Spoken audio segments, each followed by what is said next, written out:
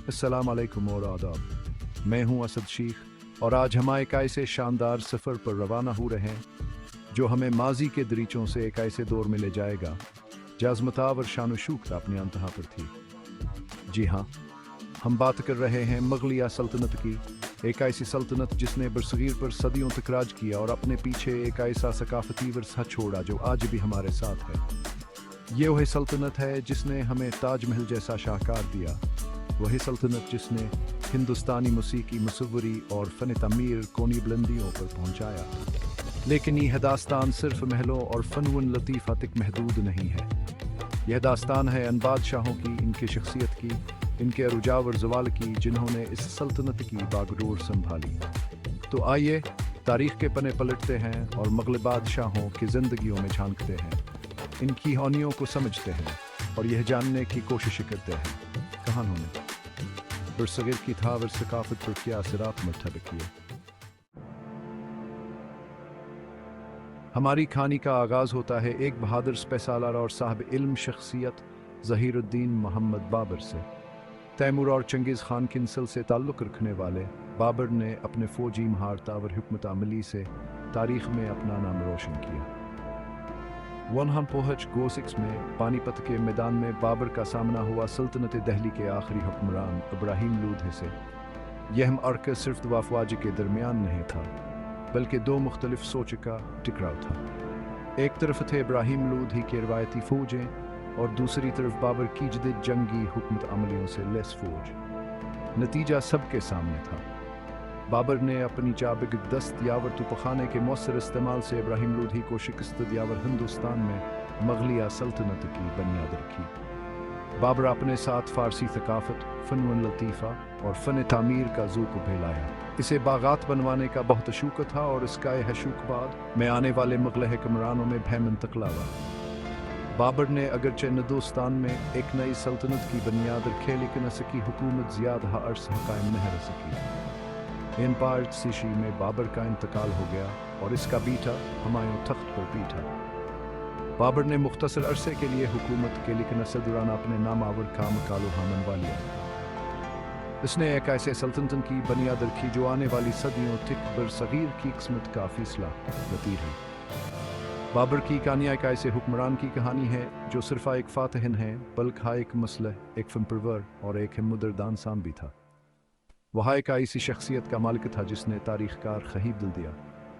हम अपने सफ़र को जारी रखते हुए अब अगले मुग़ल हुक्मरान हुमायूं के ज़िंदगी का मुताला करेंगे और यह जानने के कोशिश करेंगे कि उसने अपने वालिद की विरसा को कैसे संभाला। बाबर के बाद इसका बेटा नसीरुद्दीन मोहम्मद हुमायूं तख्त पर बैठा। हुमायूं एक नेक दिलावर इल्म दोस्त हुक्मरान था, लेकिन उसे मुश्किलात का सामना करना पड़ा। इसे अपने भाइयों के बगावतों और बैरूनी हमला आवरों का सामना था। सबसे बड़ा ख़तर हशीर शाह सूर्य था, जो एक ताकतवर अफ़गान सरदार था।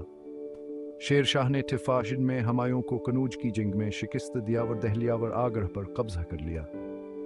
इस शिकस्त के बाद हुमायूं को जलावतनी की ज़िंदगी गुजारनी पड़ी। हुमायूं ने ईरान में पनाह लिया और शाह तमासब की मदद हासिल की।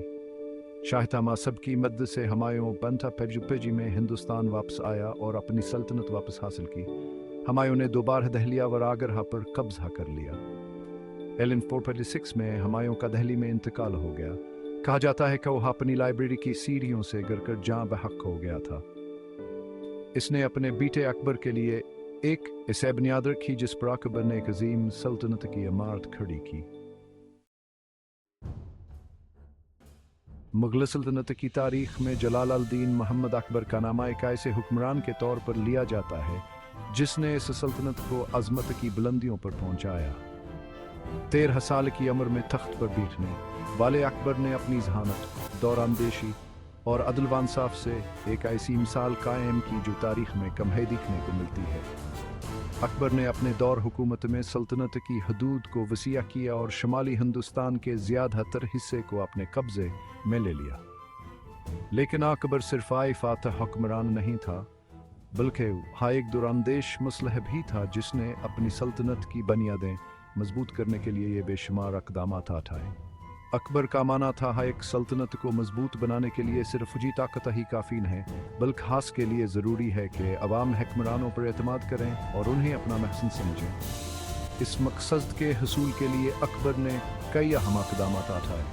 इसने सबसे पहले अपने पर जाके दिलों से डराव और खौफ को ख़त्म किया और उन्हें यकीन दिलाया कि वो का ख्याल रखता है।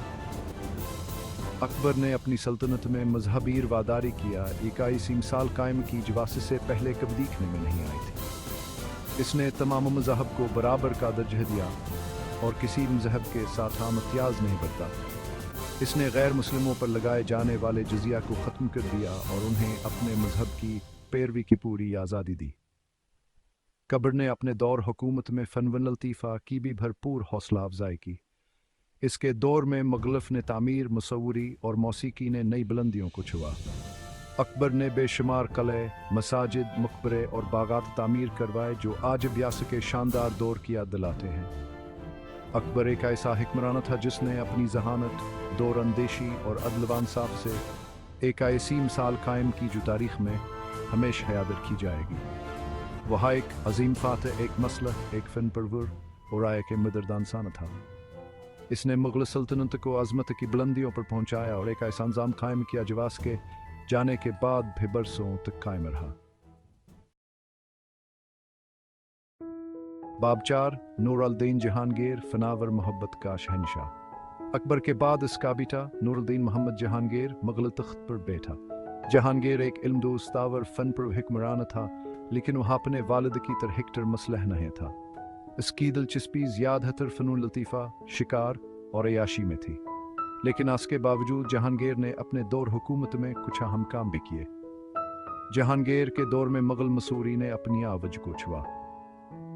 जहांगीर खुद भी एक कामयाब नक्काश था और उसने अपने दौर में कई नामूर मसूरों की सरपरस्ती की। उन मसूरों ने जहांगीर और उसके दरबार के ज़िंदगी किया ऐसी खूबसूरत तस्वीरें बनाई जो आज भी दुनिया भर के अजायब घरों में संभाली गई हैं। जहांगीर को अपनी बीवी नूर जहां से बेइंतहा मोहब्बत थी। नूर जहां एक ज़हीना और बासर खातून थी और उसने जहांगीर के दौर हुकूमत में अहम किरदार अदा किया। कहा जाता है जहांगीर अपने ज़्यादातर मामलात में नूर जहां से सलाह मशवरा करता था। बाब 5 शाहजहां ताज महल का खालिक। मुग़ल सल्तनत के छोटे हुक्मरान शाहजहां का नाम तारीख़ में एक ऐसे हुक्मरान के तौर पर जाना जाता है जिसने दुनिया को मोहब्बत की एक अनमोल निशानी ताज महल अता की। शाहजहां एक कामयाब फ़ौजी कमांडर, एक महज़ब हुक्मरान और फ़नून लतीफ़ा का एक बड़ा कदरदान था। इसके दौर हुकूमत में मुग़ल फ़न तामीर ने अपनी आवाज़ को छुआ और इस दौर में कई ऐसी शानदार इमारतें तामीर की गईं आज भी दुनिया भर से सियाहों को अपने तरफ मुतवज्जह करती है। शाहजहां को अपने बीवी मुमताज़ महल से बेइंतहा मोहब्बत थी। मुमताज़ महल एक ज़हीन, खूबसूरत और नेक खातून थी और वह शाहजहां की हर दिक्कत की साथी थी। उन स्टेज में मुमताज़ महल इंतकाल हो गया तो शाहजहां बहुत ज़्यादा गमगीन हुआ। उसने अपनी मोहब्बत की याद में एक ऐसा मकबर तामीर करने का फ़ैसला किया जो दुनिया में अपनी मिसाल आप हो। यूसुस नू में आगरा में दरियाए जमुना के किनारे ताज महल की तमीर का आगाज़ हुआ। इस शानदार मकबरे की तमीर में तकरीबन 20 साल का अरसा लगा और इसमें 30,000 से ज़ायद मजदूरों ने काम किया। ताज महल सफ़ेद संगमरमर से बना हुआ है और इस पर खूबसूरत नक्काशी और कंधाकारी की गई। इसकी खूबसूरती रात के वक्तावर भी बढ़ जाती है जब चांद की रोशनी में यह चमकते हुए हैरे की तरह दिखाई देता है। बादशाह और नगज़ीब आलमगीर, तकवा और ज़वाल का दूर। मुग़ल सल्तनत का छोटा हुक्मरान और नगज़ीब आलमगीर एक की सख्त गिर और मुखलिस हुक्मरान था। वह अपने दादा अकबर आज़म की मजहबी रवादारी की पॉलिसियों से बिल्कुल मुख्तलिफ सोच रखता था और नगज़ीब का मानना था कि इस्लाम ही वाहिद सच्चा मजहब है और उसे अपनी सल्तनत में इस्लाम की हुक्मरानी कायम करनी चाहिए। और नगज़ीब ने अपने दौर हुकूमत में कई ऐसे इक़दाम उठाए जिनसे हिंदुओं और दीगर गैर मुस्लिमों के दिल दिखते थे। इसने गैर मुस्लिमों पर जज़ीह दोबार हनाफ्स कर दिया और उन्हें मुग़ल फ़ौज में भर्ती होने और हुकूमती अहदों पर फायज होने से रोक दिया। इसके अलावा उसने कई मंदिरों को डुबा दिया और उनकी जगह मसाजिद तामीर करवाएं। और नगजीब की मजहबी सख्ती की वजह से मुग़ल सल्तनत में बेचैनी फैल गई। मुख्तलिफ इलाकों में बगावतों ने सरा ठाना शुरू कर दिया। अन बगावतों में सबसे अहम बगावत मराठों की थी, जिन्होंने शिवाजी महाराज की क़यादत में मुग़ल सल्तनत के खिलाफ जंग का ऐलान कर दिया। बाब सात मुग़ल सल्तनत का सूर जगरूब होता है और नगजीब की मौत के बाद मुग़ल सल्तनत की चमक कम पड़ने लगी। इसके जानशीन नाहिलावर कमज़ोर साबित हुए और सल्तनत अंदरूनी कशमकश का शिकार हो गई।